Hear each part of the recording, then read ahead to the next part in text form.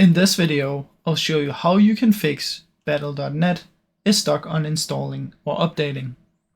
The first thing we want to try is simply come here and search for Task Manager. In here, go to Details, find anything called agent.exe and end the task, and then find anything called battle.net.exe and end the task. Once you've done that, there should be no more from Battle.net, and you can just click on this down here and show the icons and make sure there's no Battle.net in here. Once you've done that, you're going to try and launch it and see if it works now.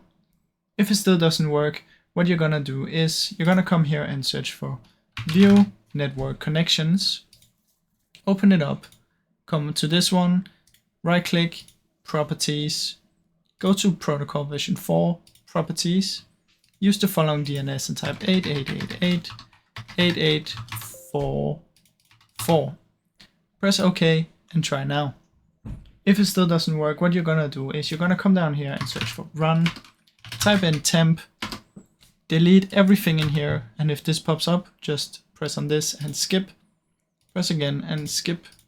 Probably you have a lot more in this folder than I do because I just cleaned it, but if this still doesn't work, the last thing that we're gonna do is we're gonna come here and search for Battle.net, right click, open file location, right click again and open file location.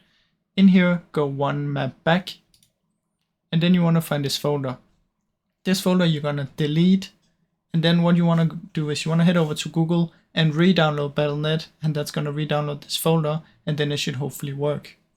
Now, I really hope you enjoyed this video. If you did, please leave a like and subscribe, as it helps me out a ton. Thank you so much for watching.